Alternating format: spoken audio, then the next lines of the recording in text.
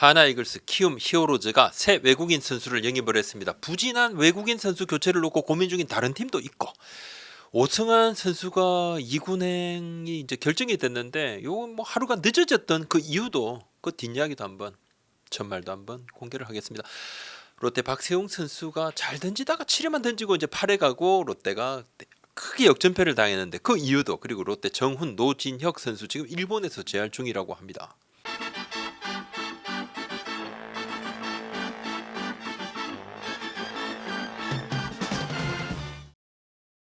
하나가 18일 새 외국인 타자 영입을 드디어 발표를 했습니다. 닉 윌리엄스 선수인데 좌타입니다. 외야수입니다. 운동 능력이 좋고 공수주 파이팅이 넘치는 플레이를 펼치는 선수다.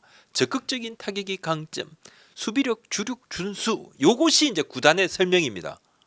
예, 중견수도 가능하고 뭐 코너 외야 가능하고, 올해는 주로 우익수로 많이 떴는데 하나가 원했던 선수들이 있습니다. 근데 계속 지금 오그레디 선수 방출시키고 늦어집니다. 그죠? 계속 늦어졌죠. 거의 보름 이상인데 영입을 원했던 희망 순위로 보면 아마도 차차차차차차차기 정도 되지 않을까 그렇게 보이는데, 차차차차차차기 일단은 최원호 감독이 원하는 뭐 스타일에 최대한 맞춘 결과 좀 찾아봤는데, 그래서 지금 트리플 S는 찾기가 좀 어려웠고 그 멕시칸 리그까지. 근데 이번 금요일 23일에 입국을 아마 예정이 되어 있습니다. 오면 이제 메디컬 체크 받고 가족이 같이 오는데 부인 아이 있고, 부상 경력은 거의 없습니다. 2010년대 중반, 2015년인가 그때에 이제 수비하다 내진탕 부상 정도밖에 없었고, 이후에 이제 회복해서 메이저도 뛰었으니까.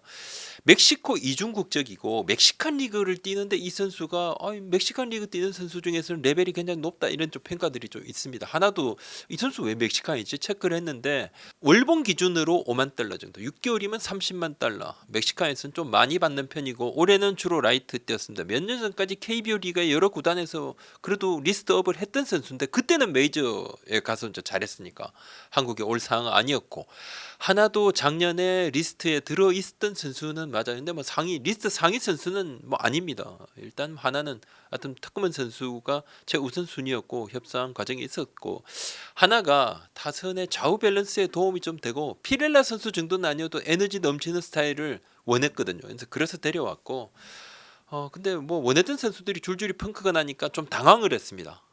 급하게 좀 서둘러서 선수 좀 영입을 하려고 했는데 오픈 없는 선수마다 못 오는 상황이어서 굉장히 좀 어려움이 있었죠. 음주운전 징계를 받은 하주석 선수 합류 시기 가능은 6월 말입니다. 6월 말 전인데 아직은 팀 내부적으로 어떻게 할지 좀 논의를 안 한 상태인데, 현실적으로는 징계가 딱 풀리면 퓨처스에서 경기 뛰면서 경기 강화 체크, 그 이후에 최원호 감독의 1군 합류 시기를 저울질할 가능성이 높아 보입니다. 장기간 출전 정지로 실전 감각이 뭐 당연히 떨어졌을 거고, 뭔가 좀 팬들의 또 그런 부분들 마음들 한번 또 살펴봐야 되겠죠. 몸 상태 보고 경기 감각 보고 그런 정리가 될 것으로 보입니다. 키움 얘기입니다. 키움이 요키시 선수 부상이었습니다. 대체 외국인 선수로 독립리그에서 뛰던 자완 이완 맥키니 선수 영입을 했는데 키움이 뭐 웨이저리그 그리고 트리플 이쪽 마이너 쪽 체크를 안 한 건 아닙니다. 근데 아무래도 선수풀이 좀 부족하다 보니까 한국에서 잘 데려오지 않는 독립리그까지 찾아보게 됐는데 평가가 괜찮았거든요. 요키시 선수는 지난 6일 마지막 등판 이후에 다음날 병원 진료를 받았습니다. 진료받을 때 그때 이미 내전근의 근육 손상이 있었어요. 정확한 근육 손상의 부상 정도는 조금 봐야 된다 그랬는데, 그때 좀 지나고 난 다음에 이것이 심상치 않다. 6주 이상. 그리고 내전근은 피층에 영향을 미치는 근육이고 다시 재발할 가능성도 없지는 않고, 그래서 곧바로 교체 작업에 들어갔고 데려왔는데, 요키시 선수는 뭐 본인도 미안하다. 구단이 참 어려운 상황이고 힘을 내려고 뭔가 반전하는 상황인데 미안하다. 구단 선택을 참 존중한다 이렇게 이야기를 했는데, 전반기는 뭐 당연히 뭐 시간이 어렵습니다. 후반기 정도는 회복을 한다 그러면 피칭을 할 수 있는 몸 상태는 돼요.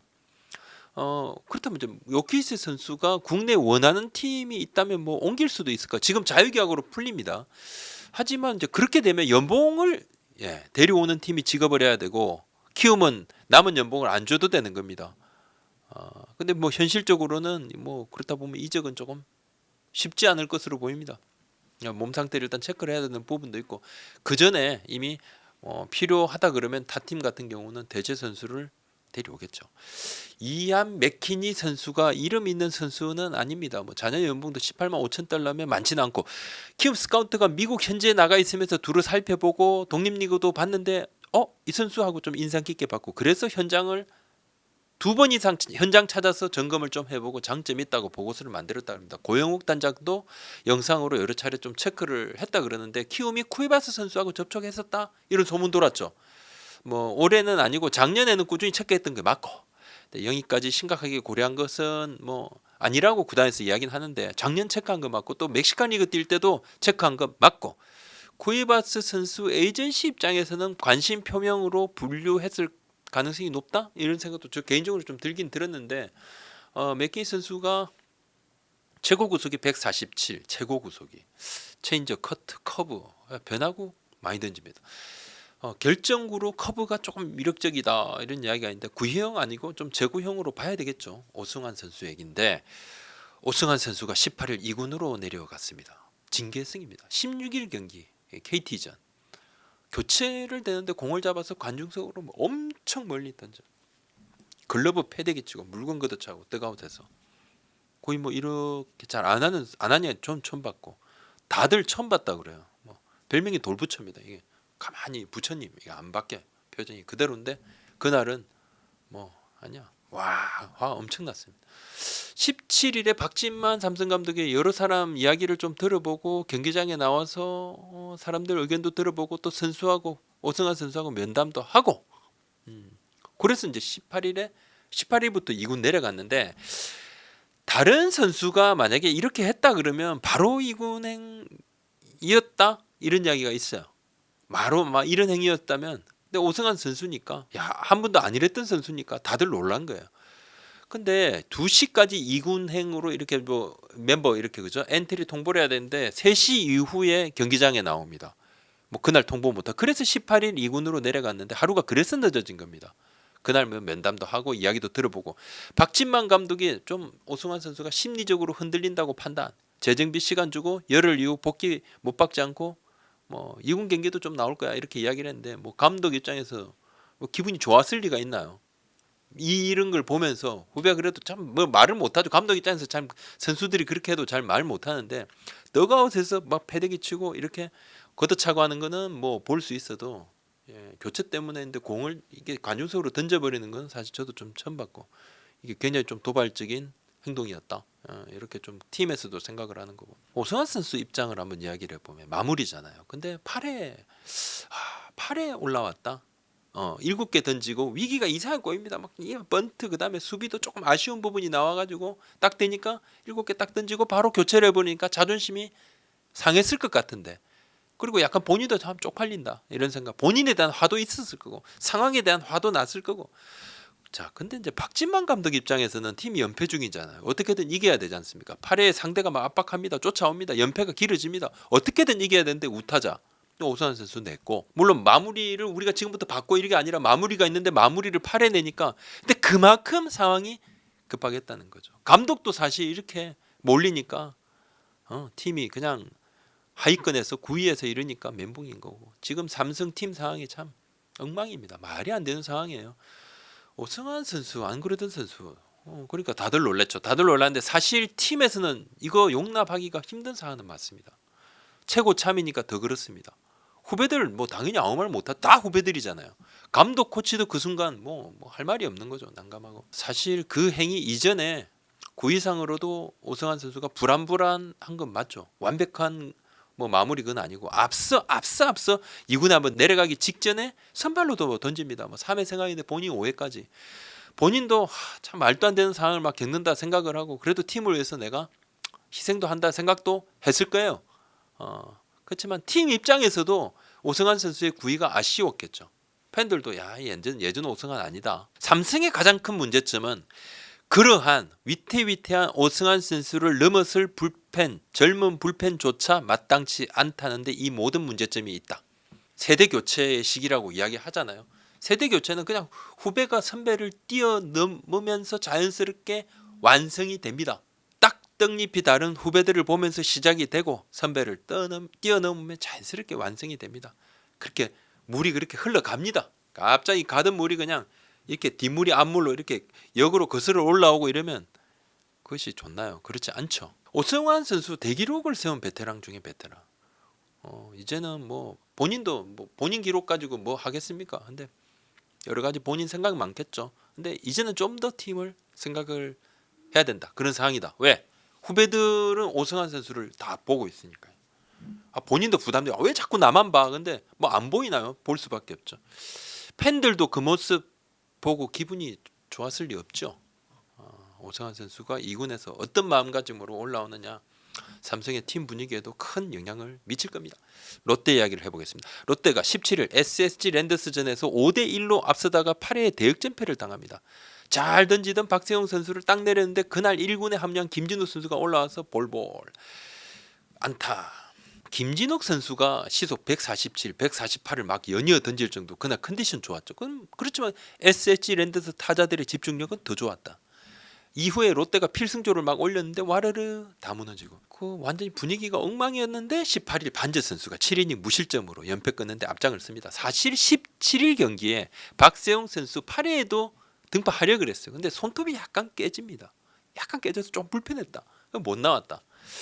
115개까지 던지더라도 9회까지 한번 밀어붙일 생각을 벤치가 했었어요. 왜? 상황이 이러니까. 불펜이 흔들리니까.